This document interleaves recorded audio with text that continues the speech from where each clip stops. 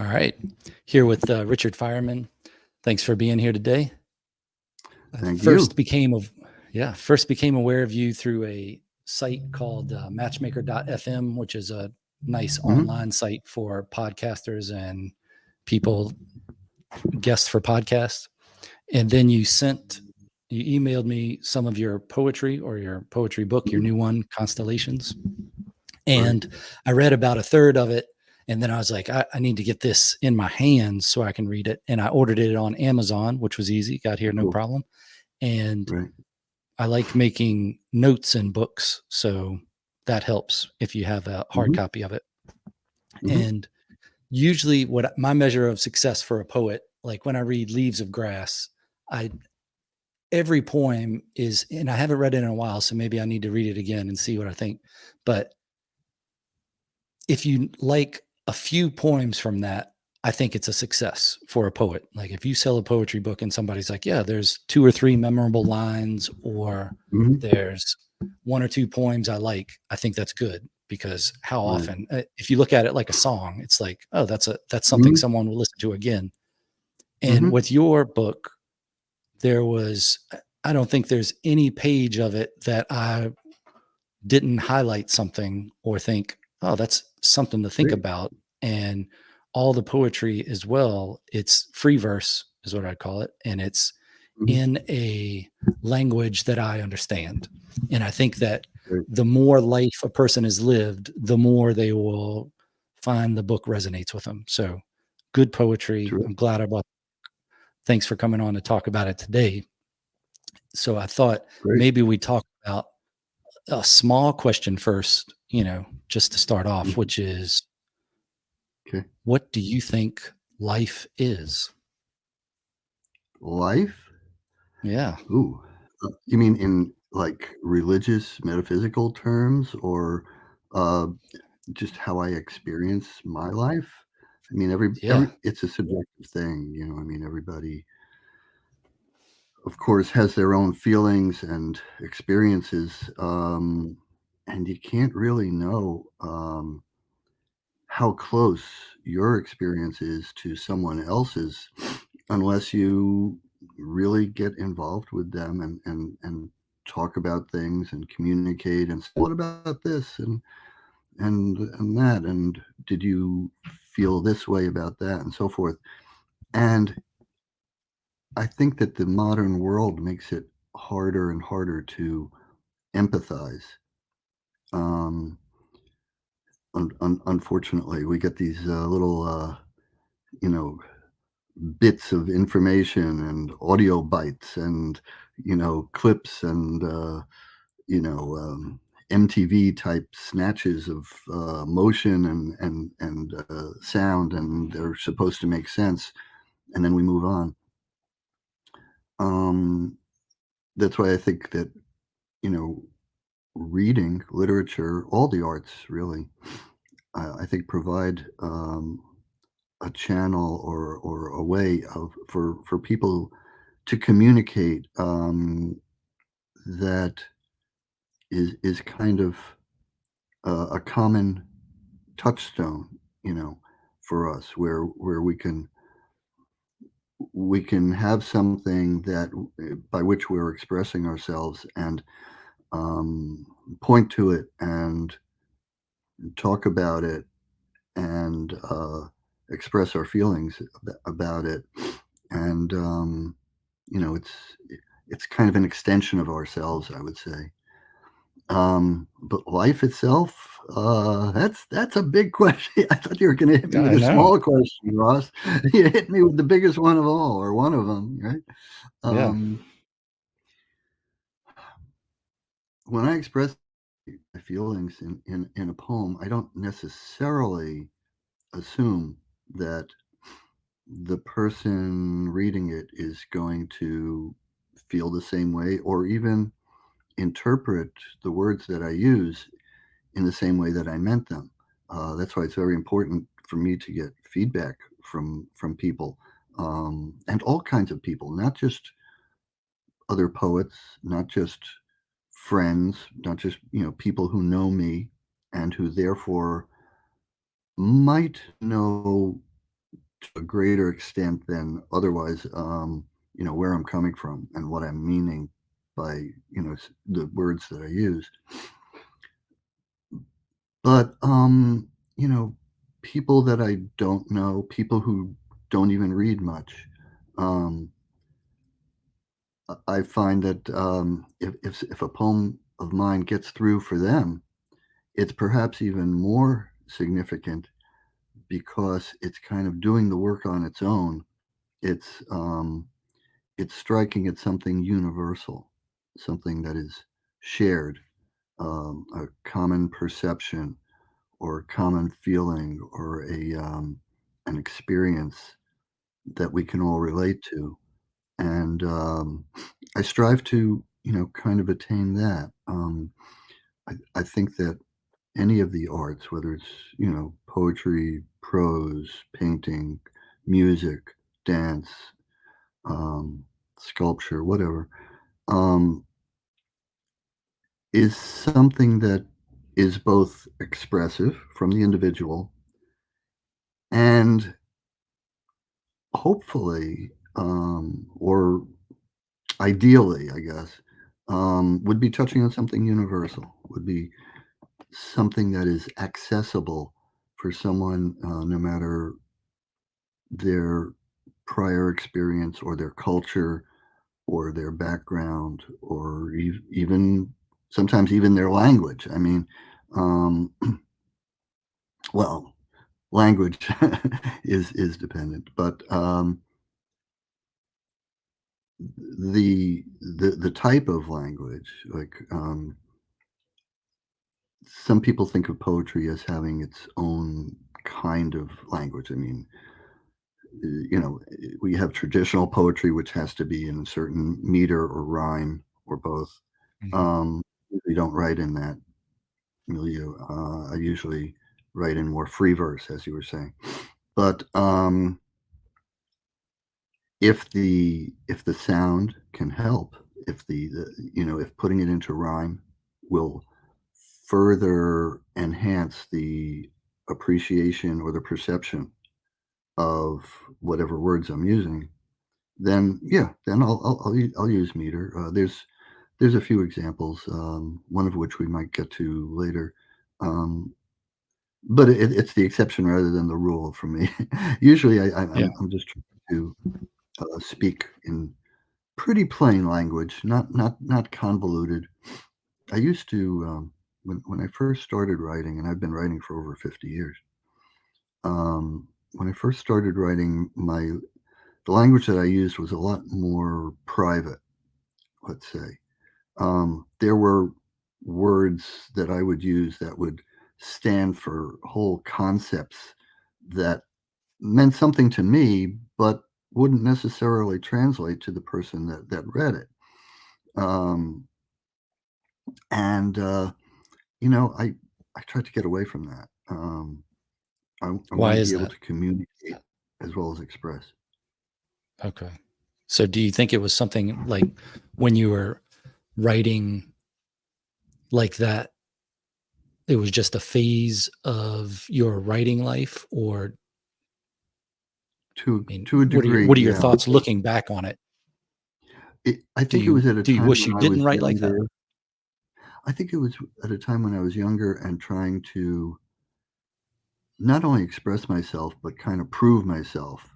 And I was not taking a step back, and seeing how it might come across to another person as much as I was concerned, um, kind of egotistically when I look back at it, with how it seemed to me. And that's only, I think, looking back on it, I think that's only like part of the equation. It's only a start.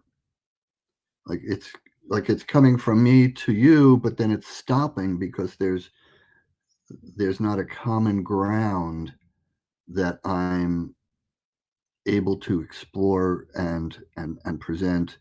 And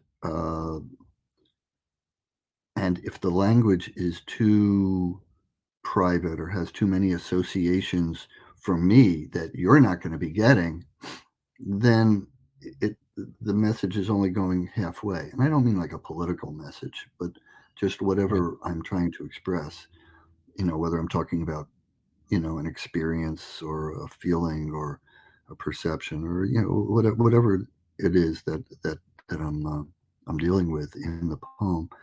Um, Where do you think I, that I, poetry comes from then? Like where do you think it comes from outside of yourself, or do you think it's a mix of experience, or how do you view it as when you get into that zone of poetry? I think I think it's a mix. I think that when not only an artist but anyone um, frees their spirit as well as their mind to tap into um, I don't know. I guess you could call it the universal soul. I mean, you could get into talking about Yeats and Jung and all that stuff, Mhm. collective unconscious, it borders on that. But I think that there really is as I said, a common ground, for want of a better term, where people could say, yeah, yeah, I know what you're talking about. Yeah, it's not just a blue sky, it's a brilliant blue sky, I've been there, I've seen that, it's rare, but I know what you're talking about. Mm. There's I don't know, just to pick one that just pops into my head. There's a line in one of my poems, sometime when you're alone in the rain.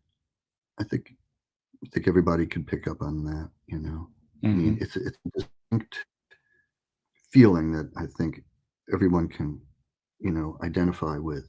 Um, Well, it's interesting because you're alone in the rain, and I highlighted that line in my copy of the book too. uh, It resonates with people, but I think it can also mean different things to different people. So I think yeah. in my part of writing poetry now, in my journey of writing poetry, I guess I'm Mm, probably more in that.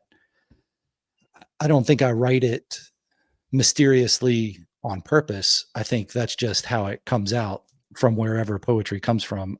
You can definitely mm, write a poem and say, "This is all me," and then you can write a poem and say, "This is some other influence.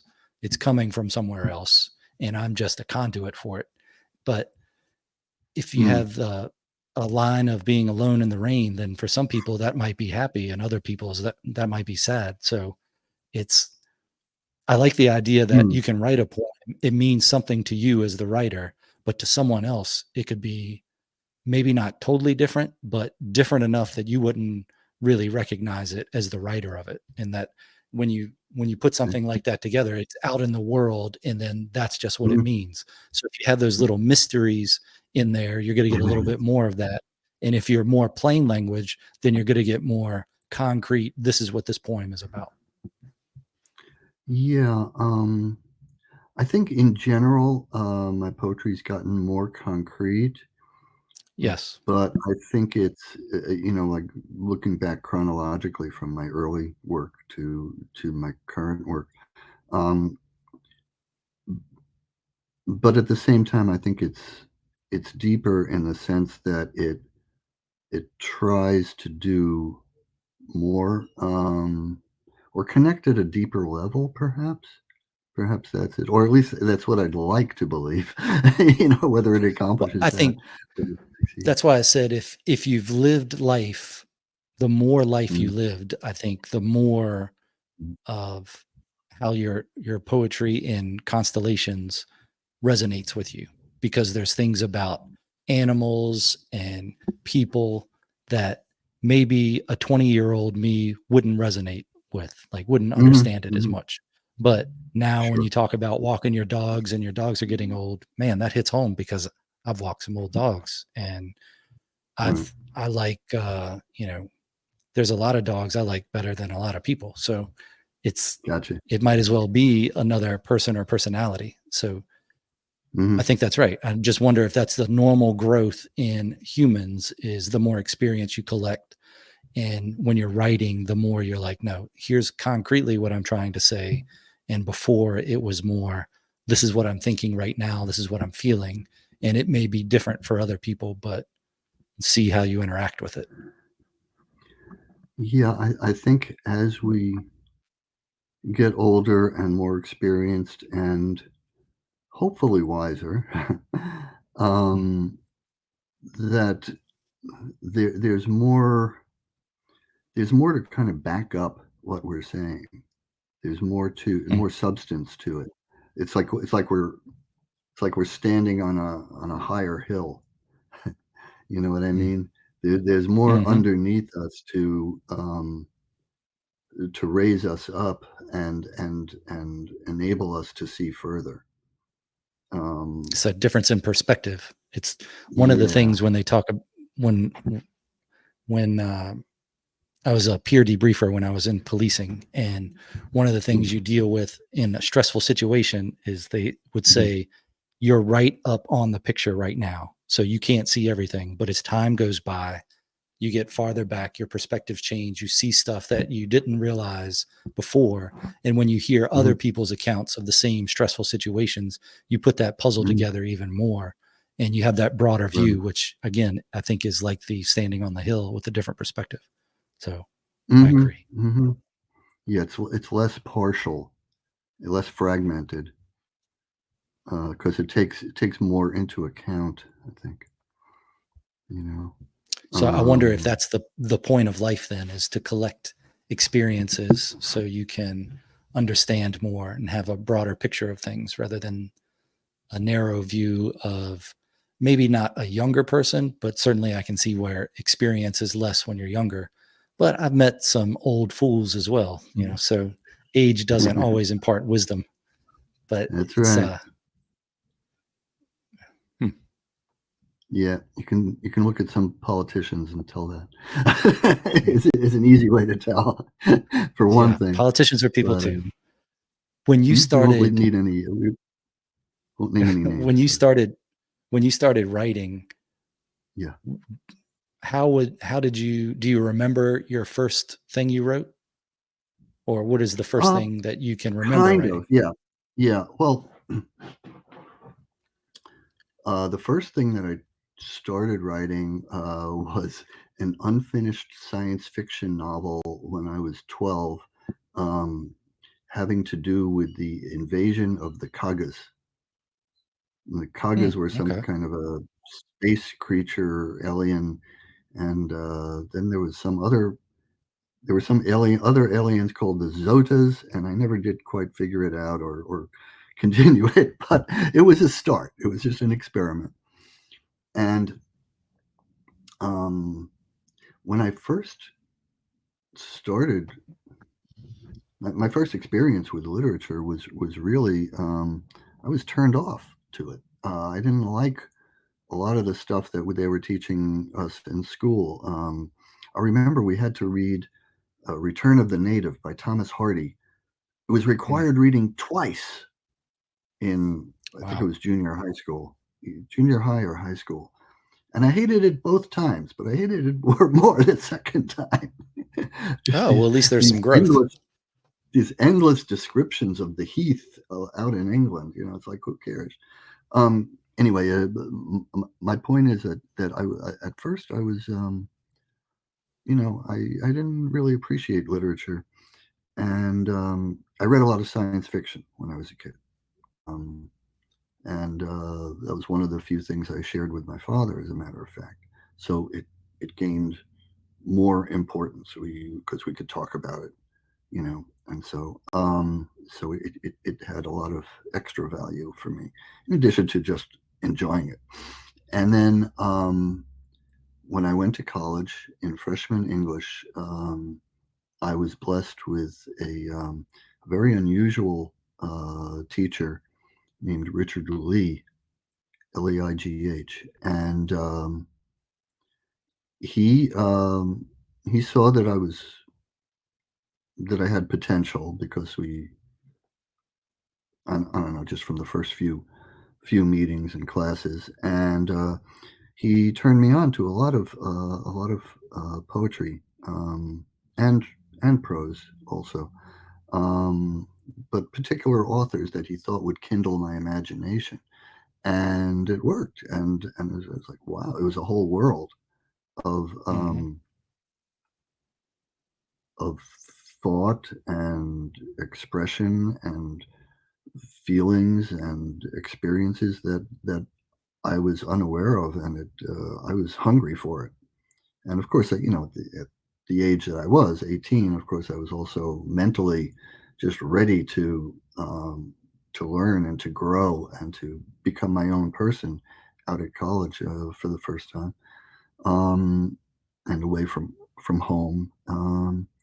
And so I was ready, and he also encouraged me to try my own hand at writing as well as just reading, and I did. And he continued to encourage me, and he also put me in touch with talking with some of the professors at the school where I went to. I went to Stony Brook, which is State University of New York at Stony Brook, Long Island, in Okay. one of the state colleges, and it was great.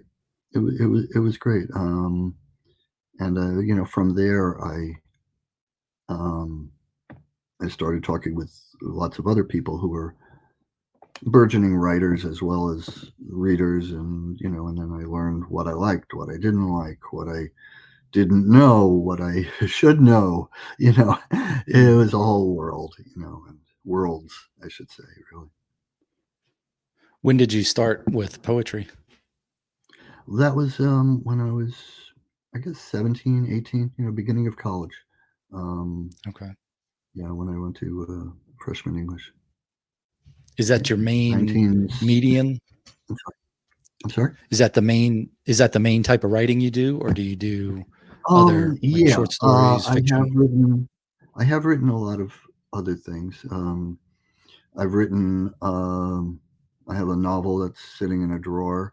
I've started another novel I'm about 150 pages into, and I don't know if I'm going to ever finish it or not.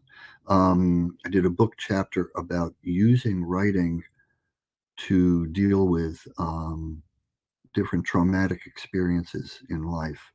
The name of the book is Writing Away the Demons, and it's edited by a poetry therapist, Dr. Sherry Reiter, Reiter. And that book is also available in reprint on Amazon. I can send you the link. Um, Okay. and it consists of 13 writers, and each of us tells our stories, our true stories of how writers cope. It's called bibliotherapy, is a technical term for it. Um, and some of these people were dealing with situations that were quite dire. I mean, cancer, multiple sclerosis, war in Vietnam, prison, alcoholism, physical abuse by a spouse, emotional abuse, all different things. The chapter that I wrote had to do with my mom's Alzheimer's in the last 5 years of her life. And it was devastating, watching her lose her mind slowly. And um, some of my poetry, I wrote about 40 poems dealing with the subject, and hope to publish them as an anthology, as a chapbook one of these days. Um, but anyway, my prose chapter included parts and whole poems about this, and then I talk also in prose about my experience, my wife's experience also, about how it affected me, and how I was kind of able to cathartically exorcise my demons, I guess you could say, to use the metaphor in the book, in terms of dealing with my emotions to reconcile my mother's passage until the end of her life. You know? I noticed in Consolation, there's some poems about that as well. How do you Mhm. choose which poems? How'd you use, or how'd you choose the poems you put in this book? And how do you choose the order that you put them in there? Yeah, that's tricky. Well, if you'll notice, the book kind of is um, thematically ordered. For instance, the 8 or 10, whatever it is, poems that have to do with my mom's Alzheimer's are all together in the same section of the book. So I'm like moving through that phase or dealing with that kind of theme or emotion. All of them actually. Um, in terms of how to order it in the book, um, I think that there are other poems that are connected thematically. For instance, there are two poems about dogs, as you probably noticed, that are next to each Hmm. other. Um, there are a lot of poems about mortality, mostly of friends that passed when they were young, um, and my feelings about those. Those are kind of lumped together. And similarly, there's a couple of poems about the World Trade Center that are together. But also in terms of certain kinds of feelings, I tried to keep it consistent and keep the feeling moving so that there's not a big jump for the reader, um, that I felt would be kind of jarring. Other people might choose to do it differently. They might want to put in a jump, making it feeling it's more dramatic that way or more interesting or whatever. I didn't feel that was appropriate. I guess trying to reader through a journey emotionally with me, um, that hopefully will be kind of um, resolve itself. Like by the end of the book, I think it's kind of at a peaceful place. Hmm. Um, whereas I think it starts out more, I don't know about fragmented, but maybe more chaotic or less organized or more wondering what's out there and then Yeah, trying to wondering. kind of put it together or figure it out. Not in terms of a puzzle so much, because I don't know that there are any definite answers. Like, oh, you put this into this slot, and now it's that's it. Now you don't have to think anymore. No, Huh. life is not That's like an interesting way to think about the puzzle. I think of more of the puzzle is you're putting together pictures. You're not really solving the problem because you can just look at an image and then it's going to mean what it means to you, and you might see things Mhm, in it other times that you don't see in it. So when you're broadening that mm, view and putting those mhm, pieces in there, that you're definitely constructing how you think about things and how you've dealt with things. That's what I feel like with writing. And then going through this, mm, when I first got mhm, it, as I said, I read the electronic one you sent. I read that mhm, first maybe 25, 26 poems before I stopped and ordered the book. mhm, And then mhm. when I Wow, got that's the great. book, I read it all the way through in one sitting. Wow, And then I cool. read it through like 10 poems at a time over a few days because Mm, I'm not sure that poetry is meant to be read straight through like that, but you can pick up on the right. themes when you read it straight Mhm, through. You find yourself like if you're swimming and you get into a different temperature water than you were just mm, in, you're like, oh, okay, this is different. So uh-huh, I can see that reading the whole thing through, and then I read it through in the sections of the themes. I mhm, after I did like the 10 at a time, and mhm, yeah, is worth reading it through many many times, and I like it because Great. you're thinking about different things, and it makes you think about stuff in your own life, and then it also puts a new spin on it, like saying someone else has gone through the same thing, and this is it validates your Mhm. feelings, I guess, because you're like, oh yeah, I got it, I understand generally how it is Good. to walk an old dog or see somebody you love getting sick. So it's Right. yeah, I like the way you grouped it. What Good. why did you this might be a cheesy poetry question. Why did you choose the title? How did you get Oh, to the the point title. of choosing that title? Okay. So the title I was trying to think of, like, is there a theme here? Yeah, it's not meant literally. I do not believe in astrology. Uh, I look up at the stars like everybody else, and it occurred to me that what people called constellations was was really an attempt by our ancestors to try to figure it all out, to try to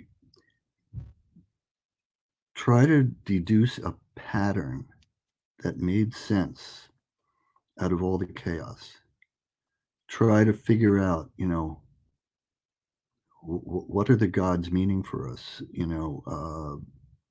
by these by this world, these stars, this life.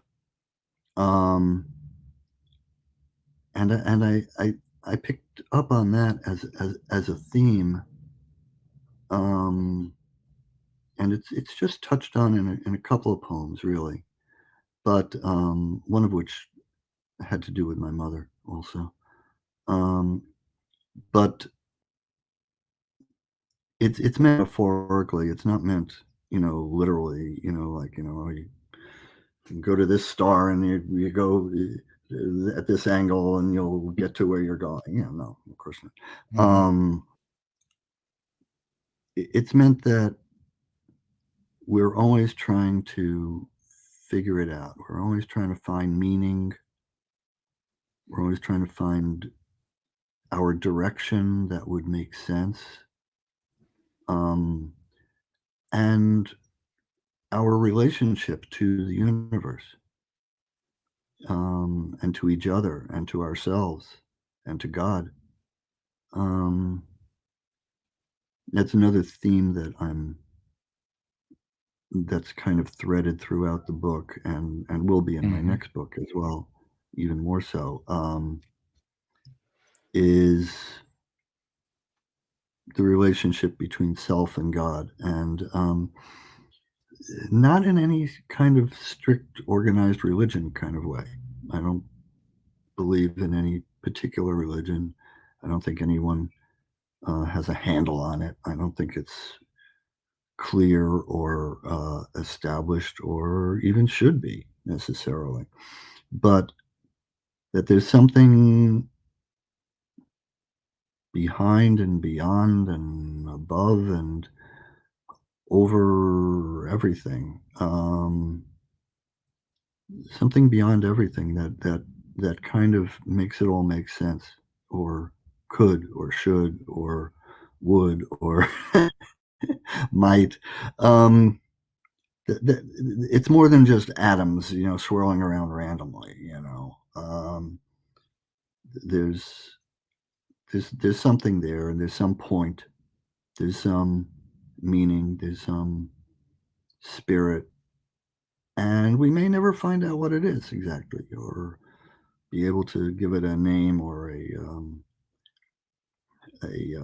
concrete understanding. But I think that we have a sense of it, and I when I see glimpses of it, I try to bring that out, or at least my perception of it, to see if I can convey some of that in words and put it out there on the page. And if the reader will pick up on it, that would be great. And to whatever degree I can manifest that and make it at least somewhat clear to others as well as myself, um, that then it's more or less successful to that degree. I don't think I have a handle on the truth by any means. Don't get me wrong, but this is I can only express my perceptions and say, well, I think I got something here. I think there's something in this that I'm feeling or perceiving, and maybe it's an aspect of reality or consciousness or the relationship between the self and the universe that maybe you might share in, and so, if so, here it is, and let's explore it together. Yeah, I definitely took it as constellations being the aid to navigation, and it's a different it's a journey of finding your way through Mhm, is what I take from the poems. And mhm, that's why I started with that small question of what do you think life is? But I wonder if we knew so many things for sure, if that would ruin the exploration of trying to figure it out for ourselves. So mhm.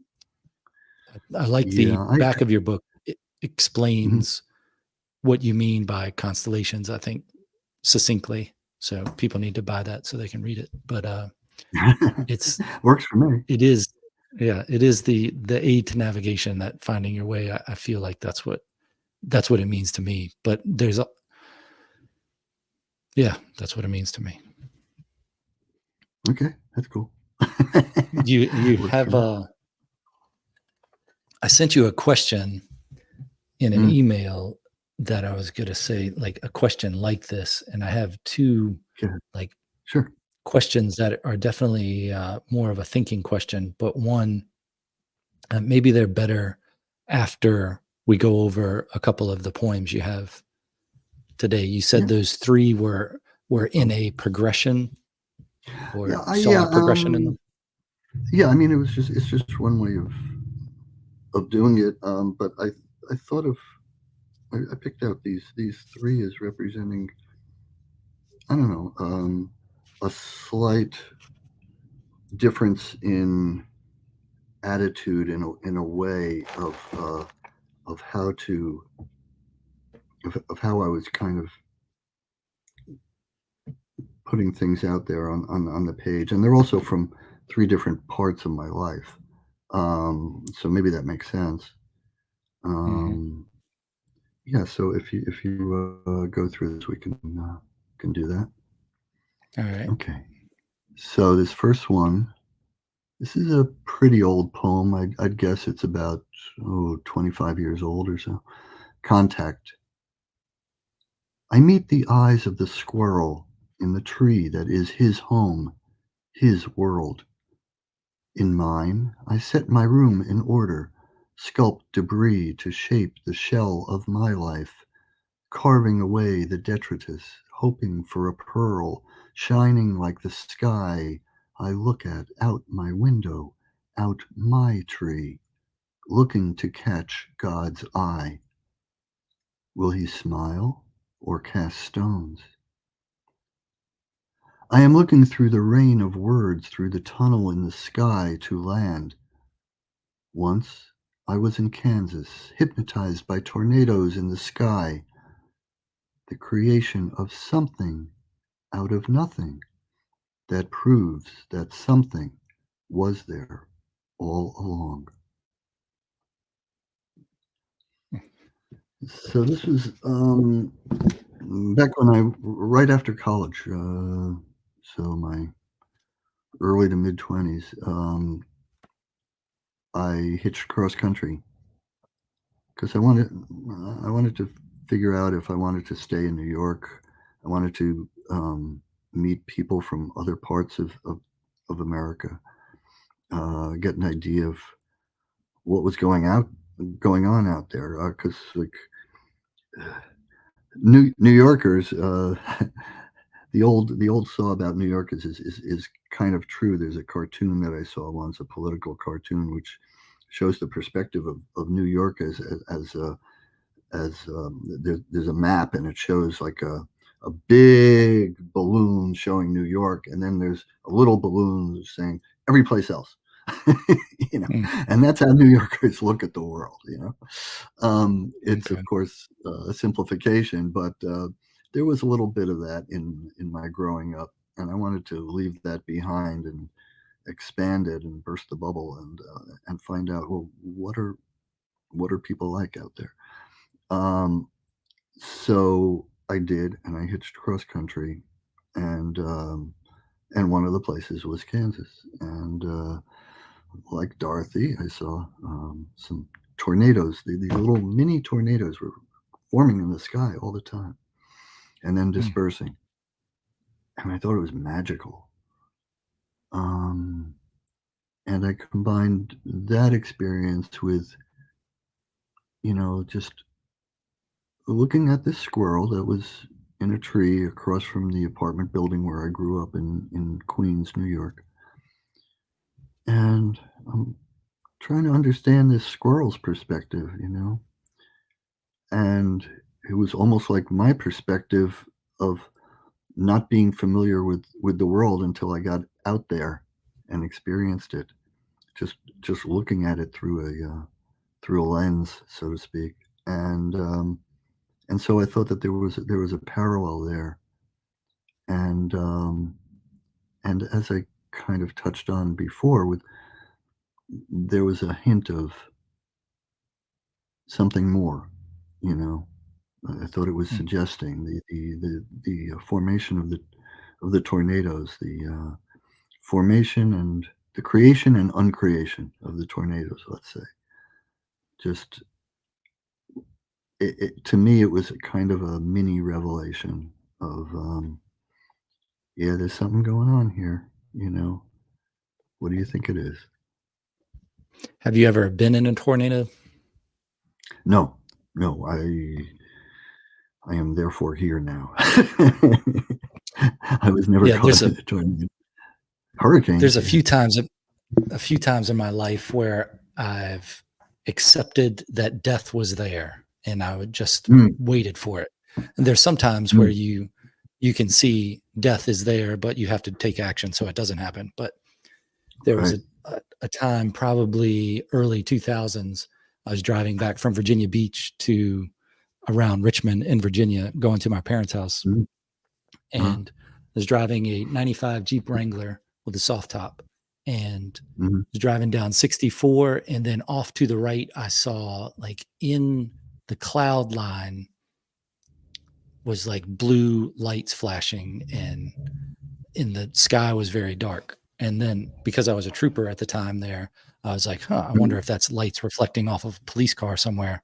But it was way too mhm, high. And then it was raining, but not raining that hard. And then I started to notice it was getting darker and darker around, and this is daytime. And mm, all the cars that were around me on the interstate started driving off to the shoulders, and some were going down the ramp. There were people running up under the highway oh, overpasses, and I was like, huh. And then the raining stopped. It got pretty hard, but then it stopped altogether, and it did sound like a train. And from everywhere I could look, from left to right, was just a dark wall of cloud. And I was like, oh, this is a giant tornado. And oh I was boy. looking around, and I couldn't make it. There was no ditches to get in. And Yeah. there was cars that were jammed up on the exit ramp. I was too far away from the overpass to get to. And it Mm, took up all of my vision from looking in the front. And the first thing I yeah. did was get my flip phone at the time, and I was calling my mom to tell her I wasn't going to be there, but Mm, the phone wasn't working. And then the top was torn mm, off the Jeep. It was a soft top. And that's when I was like, oh, here it goes. This is how you die in a tornado. Because it was gigantic, and mm, I'd never seen a tornado like that. And then mm. as quick it was as it was there, it was gone, and it started Wow. raining again. and down the exit ramp were a bunch of cars spun around. There were cars in front on the interstate that were spun around, Mm, and people were starting to walk back to their cars. I stopped, damn. put the top back on the Jeep, and then kept going. But it's interesting to see that power of nature that I don't think Oh, yeah. everybody gets to understand that. Maybe when you're out on a boat out in the ocean, you feel it, Yeah, and I was thinking certainly that. Ocean. sailing, you can get a little taste of it. Or Mhm. I don't think a lot of people ever get that feeling of how small they are to nature and how little nature probably cares about you. But Right, there right. are times where, as they say in the Count of Monte Cristo, where one moment you're basking in the sun and the next you're dashed against the rocks. But Yeah. that, Yeah, I got that a point taste made of me it. think That about that. that was an eye-opening experience, I'm sure. You might wanna write a poem about that, Ross. Oh, I wrote I have some poetry about nature, so yeah, it's Okay, well, that it's I would striking. think It's that striking. would be one of them. Yeah, Yeah. that's great. So you have another one here? Oh, yeah. Oh, Let's see. yeah. Alright. So this was I remember when this was written, I was, um, I was working for the post office. I did a 30-year postal career. I was a clerk Mm, at okay. the Coltsnick, New Jersey post office, and I'd become friendly. It was a small town, and I had become friendly with a lot of the people from the town, especially the regulars. That would you know come by every few days or so to mail whatever.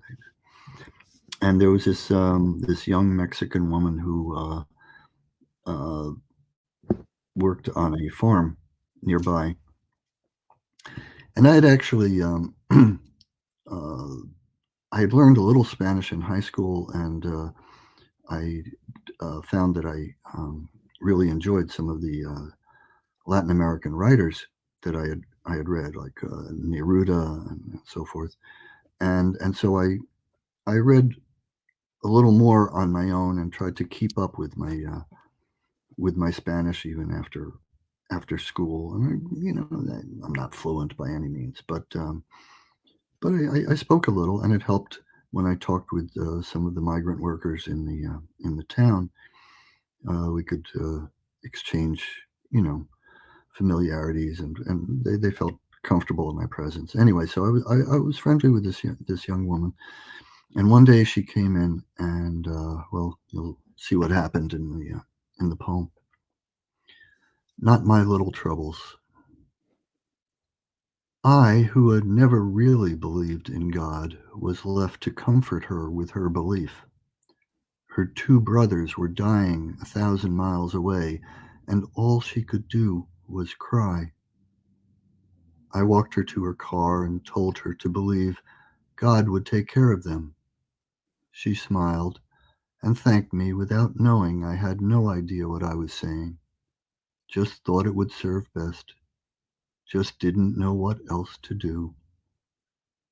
I did not make the sign of the cross or star or crescent, said no other words, just listened to the birds that made no sound, looked at the sky and hoped there was more there than I could see, some point that would transform my ignorance and her pain, some shape beyond the snowflake's crystal.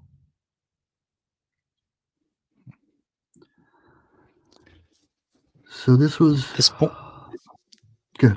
this is one of the poems that I highlighted a couple lines in, and I have a question written in it.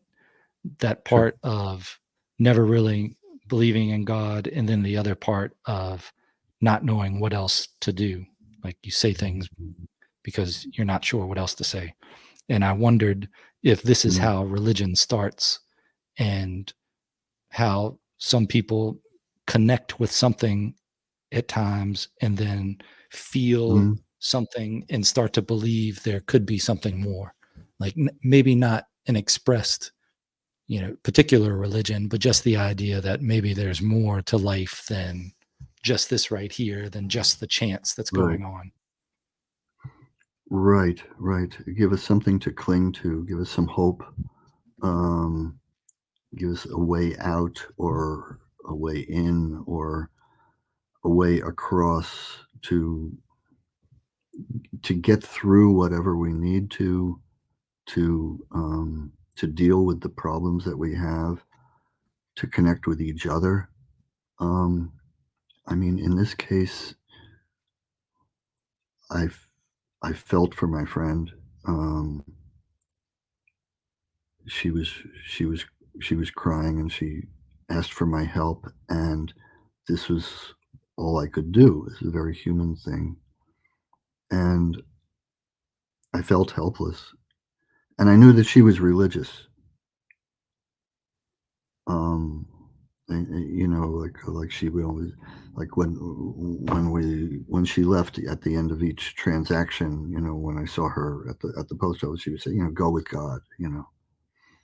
I knew that she had been brought up that way, and she was very devoted, and a believer, and so that's what I knew would work for her. That's that that that was what she needed at the time, and I just happened to be there and could help her connect to what was necessary for her to maintain her sanity, her belief, her connection to her brothers, and I forget the exact circumstances, but they were, I think, down in Mexico or South America, and I think they were both sick and unable to get to doctors or something. It was some really desperate situation. Um, and at any rate, she was isolated. She was here. She couldn't leave and go see them. Um, she had to stay here and work so that she could support her daughter and so forth. And she felt terrible, of course. And so I said to myself, well, what can I do? How can I help her? And so I just came up with some words, to try to fill the gap, try to help her feel whole, or help her feel that there was a chance, or that there was some connection and that it might be all right. And there's a disconnect in my mind because I'm not really, as I said, I don't really believe in any particular religion. I have a feeling that there's something more there, that there is some kind of point, some purpose, some meaning behind it all. But I can't point to it, and I can't make it work for somebody else. But if through my ability to use words, I can kind of point to something that might mean something for someone else, even if it doesn't mean that to me, then maybe my purpose is accomplished. Maybe I'm doing something that's at least along the right path. Um, and so I hoped so, and I kind of took the plunge and just said whatever I did, that God will take care of it. Trust in God. Whatever words I used, I don't remember exactly. But it seemed to help her, and that's all I felt I could do. You know, and this poem is just an expression of that attempt to do the right thing, um, and of how sometimes words can mean a lot. Mhm. Even when you don't. think that they can. Sometimes you got to just trust and try and put them out there and see what happens. Just like with any discourse that we have, when we talk with a stranger, let's say, we don't know how that person's going to interpret what we're going to say.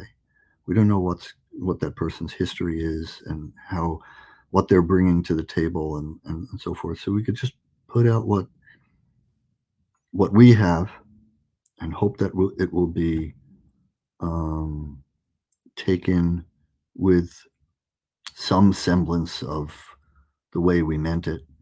Um, and it's an approximation, and then they put out their approximation to us, and we deal with it, and that's how conversations get started.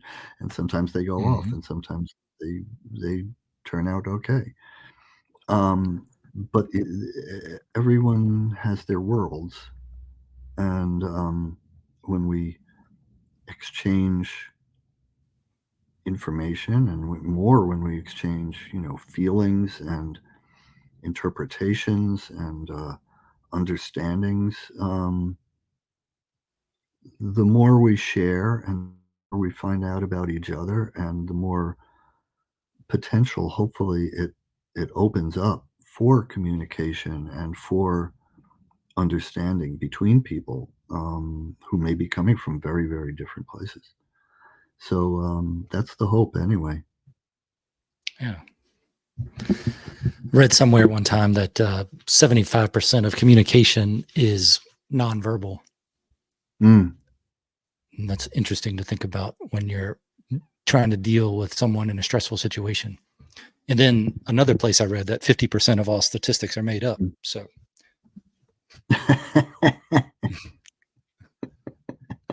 Yeah, I remember an old saw about that, about the statistics. Yeah, it's yeah, funny, but it's funny, but it's true too.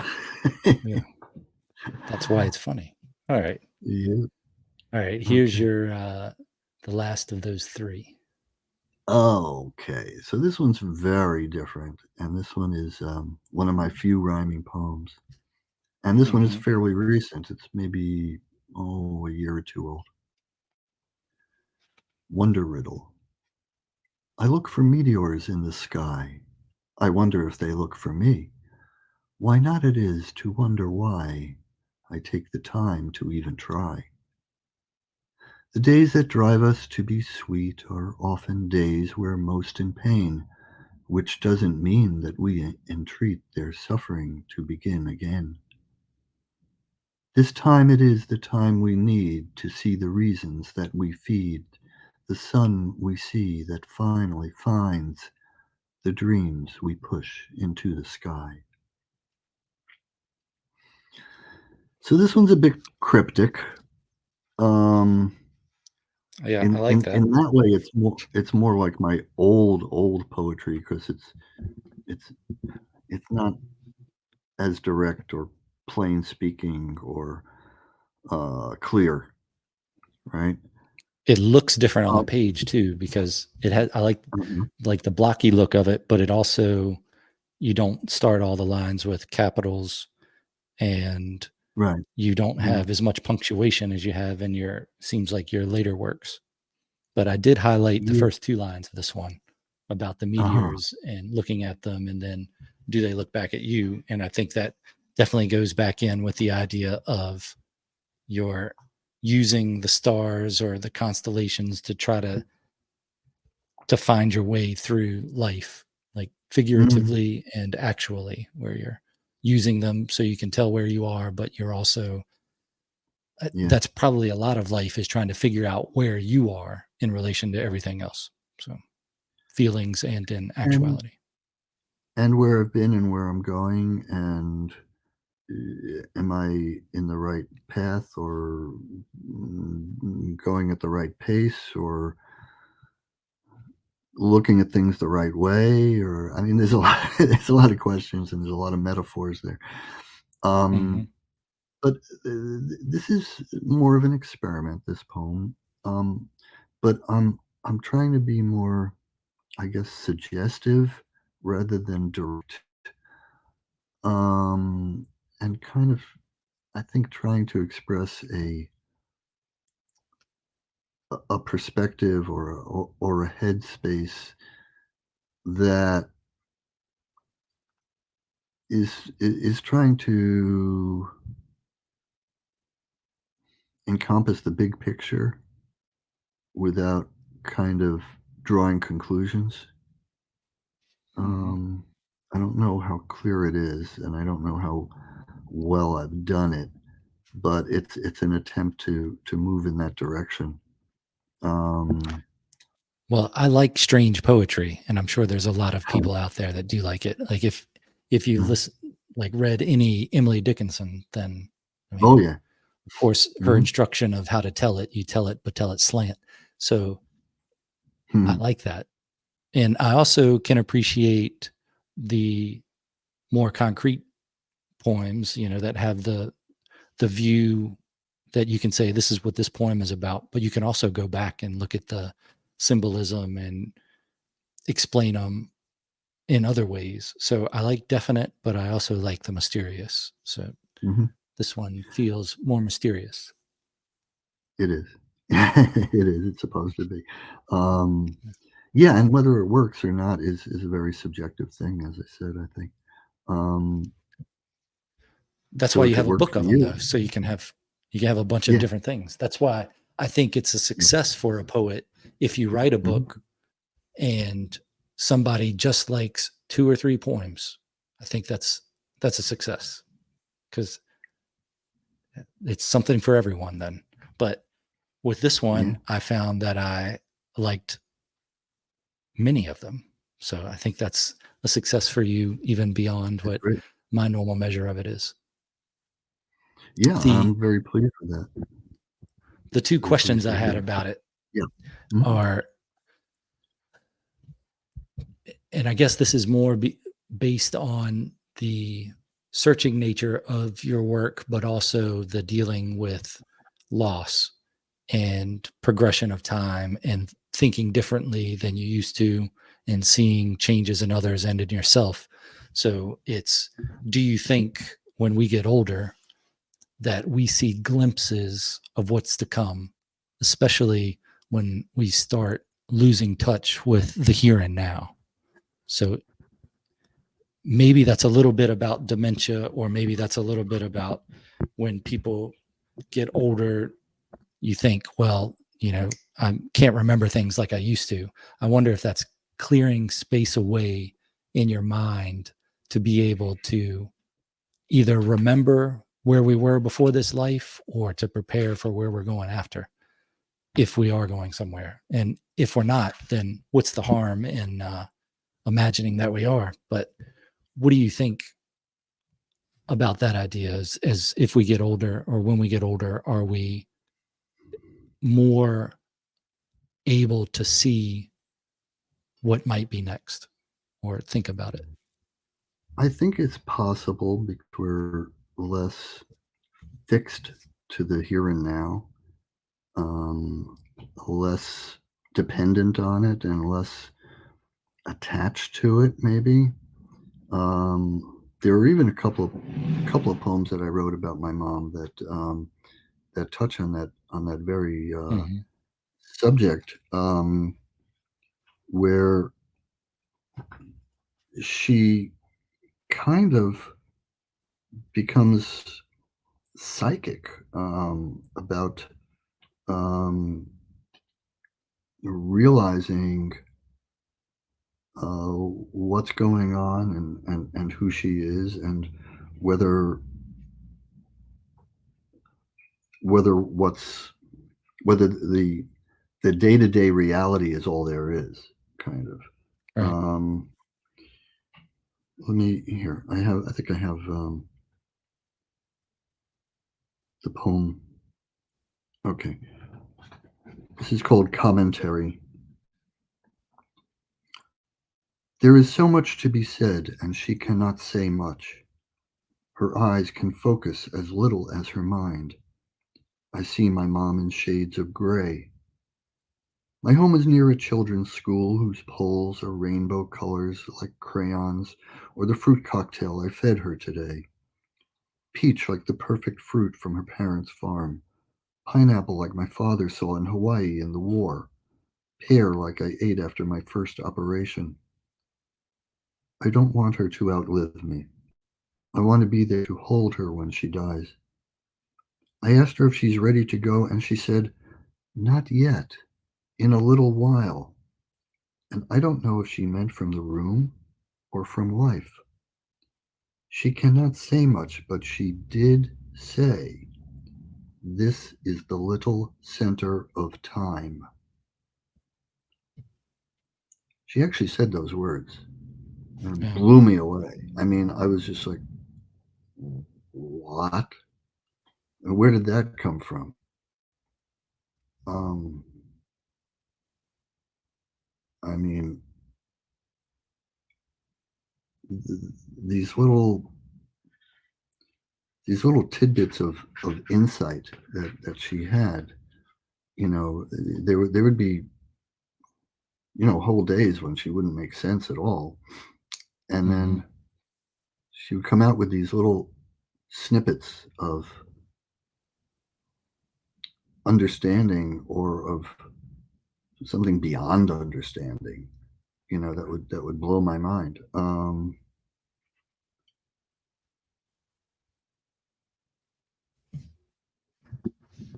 Here's another one. You, I'll just read a part of it. This poem is called "Last Request." I'll read it. It's short. The words leap into my mind, unbidden, as though in compensation for the reality she lacks. Some things are not meant for sharing. It is so hard to say goodbye, take her last time away. I feel I ought to give her more, and all I can give her now is time. Random is as random does, but this was no accident. She stared at what she did not see and said two words: life exit. There is no science fiction like the present. Once again we face the sun, and once again we shiver.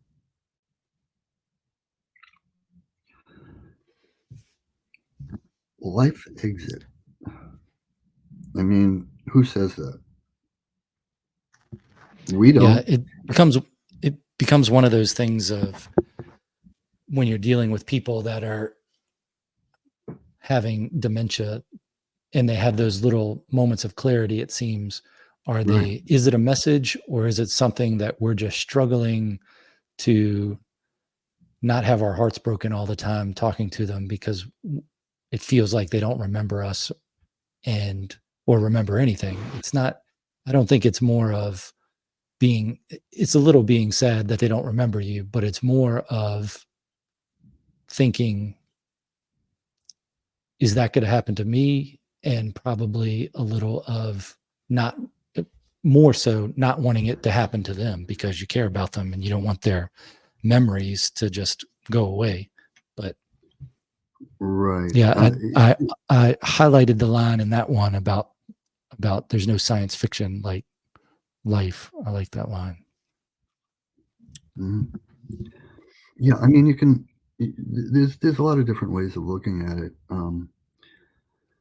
You can look at it from the viewpoint of, well, they're losing their memories, so there's a disconnect between who they thought we were and who they think we are now because they're less capable of perceiving it. But there's also a way of looking at it where uh, we're all coming out of the same primordial soup of consciousness, you know, Mhm. and and it kind of melds with the Eastern philosophy of you know rebirth of souls and so forth. Karma and you know all things are connected and all souls are connected, and the Godhead just being the manifestation of the Brahman and the Atman and so forth. And there's a lot of ways of looking at it, but how we experience it in the real world, um, I think, is partially dependent on how much we feel we can open up to that bigger world, um, where we share something that impinges on eternal consciousness, um, on some place where it's all together and it all makes sense, and it's part of a flow that was before us and will come after us, and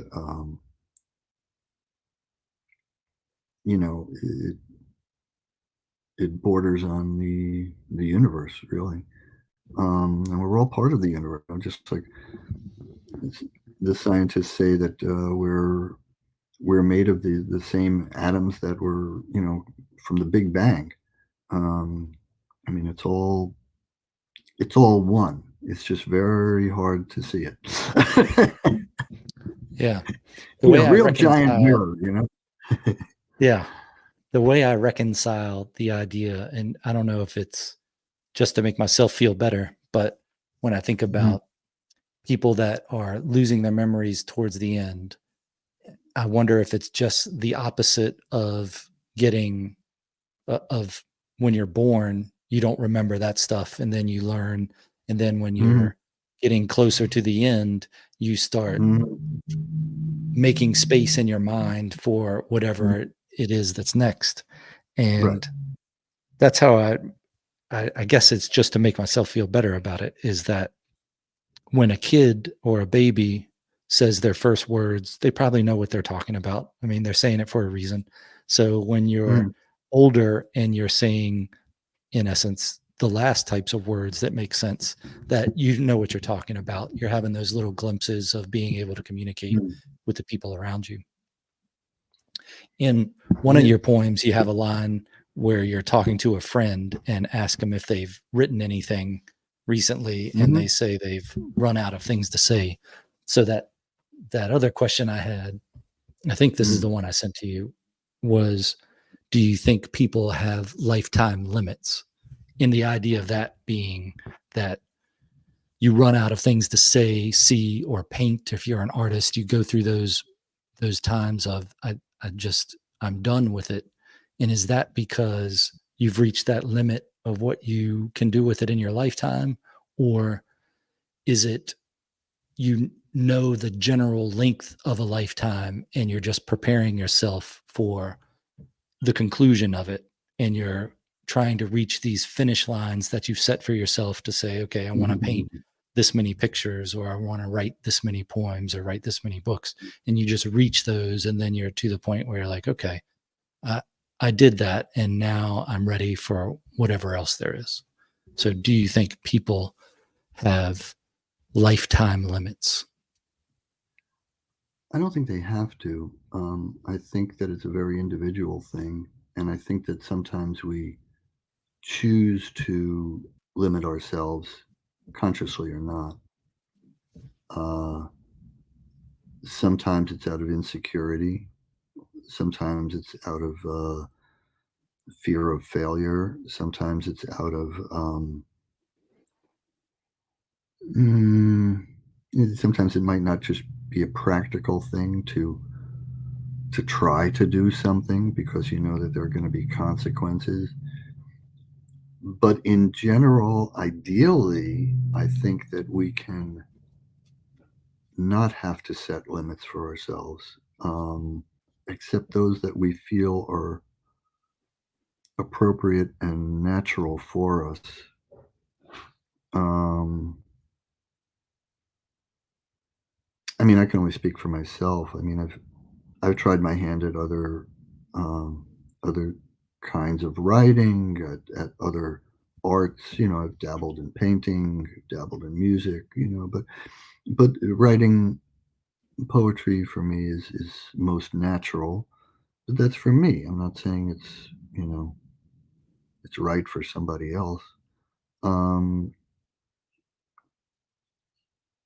so I think it's really a very individual thing. What I feel comfortable with, or what I feel is a natural expression for me, might be totally different for you or anyone else. Um, Mm.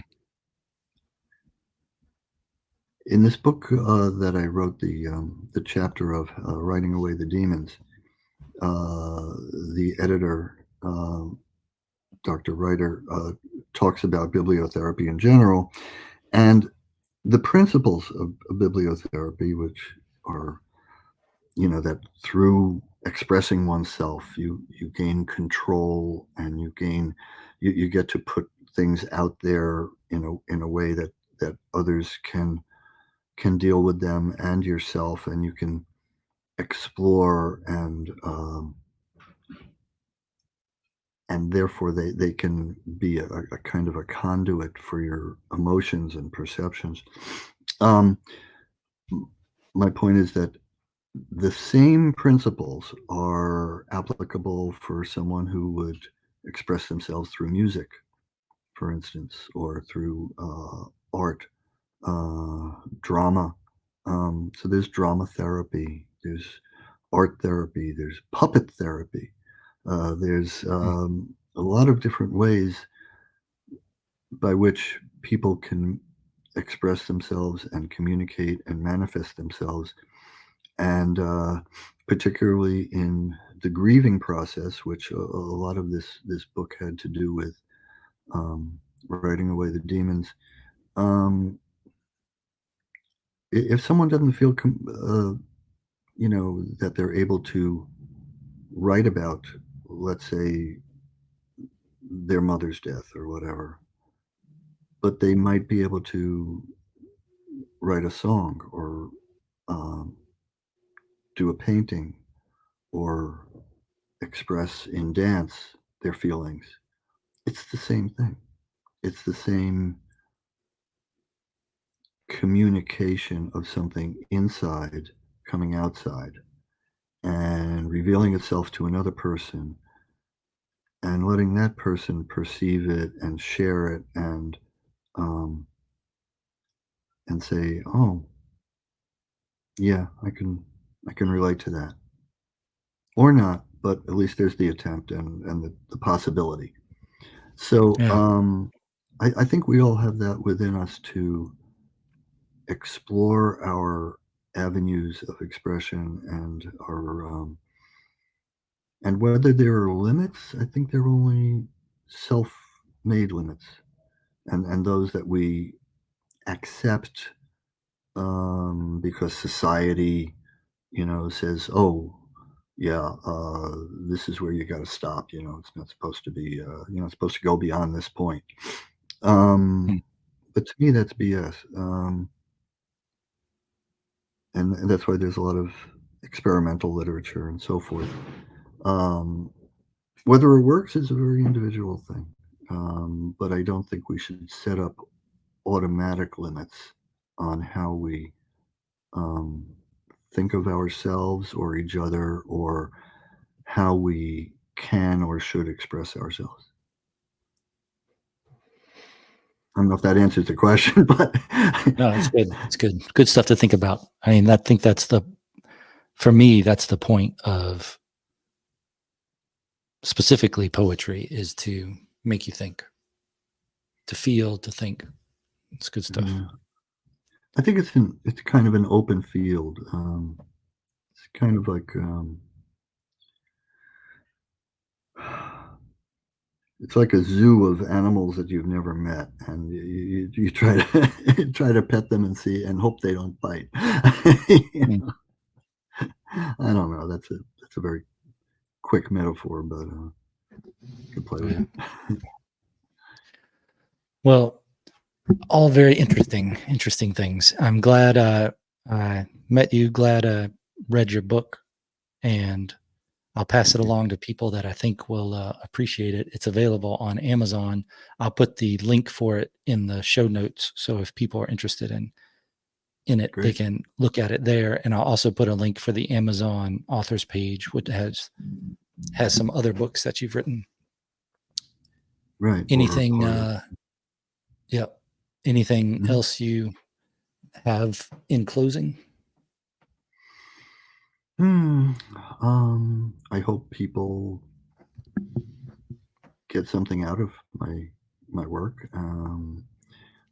Invite them to email me. You can give them my email if Okay. they have any feedback or even questions or or comments. And I, as I said, I'm interested in people's reactions, all kinds of people. Um, and yeah, I hope that the word gets out and more people buy the book. And she told someone, and she told someone. There's an old commercial, hair Mhm. commercial for that. Yep. Can't say I use the product. Um, and yeah, I think the book will make a nice stocking stuffer for Christmas. Yeah. And I'm gonna get to work on another book. I have hundreds of poems, and just a matter of figuring out which ones I want to put in there. Yeah. You know, I'll send you some. All right. Sounds good. I will read All them. right, All excellent. right. I appreciate you being here today. I'll talk to you after this. Okay. All right, All right. okay, good.